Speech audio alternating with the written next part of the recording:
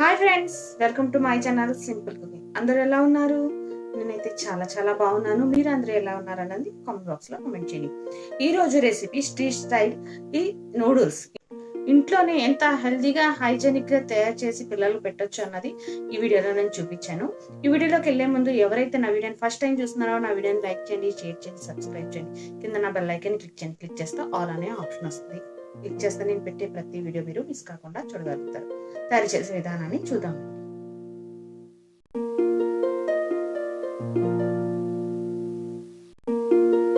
నూడిల్స్ని ముందుగా ఉడికించుకున్నానండి. ఉడికించుకున్నాక ఇది వేడి నీటిలో నుంచి తీసి చల్ల నీటిలో కాసేపు వేసి వదిలాను.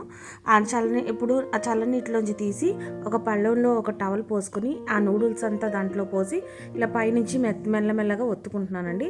ఇలా చేయడం వల్ల ఏంటంటే ఈ నూడిల్స్లో ఎక్సెస్ వాటర్ని బయట తీసేస్తున్నాను.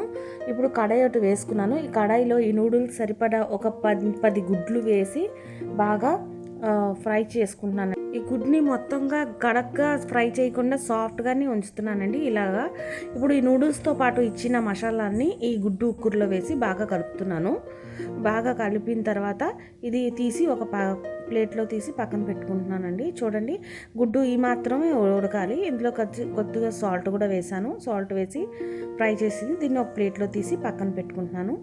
మళ్ళీ అదే కడాయిలో కొద్దిగా నూనె పోసుకొని అందులో ఉల్లిపాయ పచ్చిమిరపకాయ వేసి టాస్ చేసుకుంటున్నానండి. ఉల్లిపాయ పచ్చిమిరపకాయ లైట్గానే వేపించాలండి.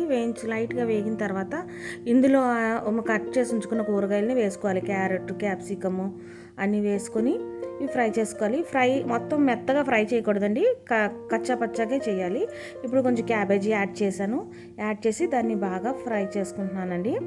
అంటే హైలో పెట్టే టాస్ చేయాలండి. ఇందులో కొంచెం 2 స్పూన్ సోయా సాస్, 2 స్పూన్లు వెనిగరు, టమాటో కెచప్ వేసి బాగా ఫ్రై చేసుకుంటున్నానండి. ఇందులో కొంచెం చిల్లీ సాస్ కూడా వేసాను.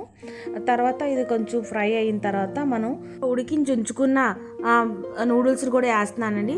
నూడిల్స్ మసాలా ప్యాకెట్లు బయట దొరుకుతాయి సూపర్ మార్కెట్లో మనకి అది ఒక ప్యాకెట్ తీసుకొచ్చి కొంచెం 2 స్పూన్స్ లాగా ఆ పౌడర్ కూడా వేసాను.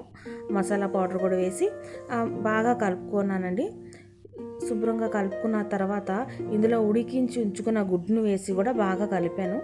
బాగా కలుపుకున్న తర్వాత అండి దీంట్లో లాస్ట్కి చూడండి ఇలా తయారైంది. ఫైనల్గా కొంచెం కొత్తిమీర చల్లుకుంటే చాలా సూపర్గా ఉంటుంది.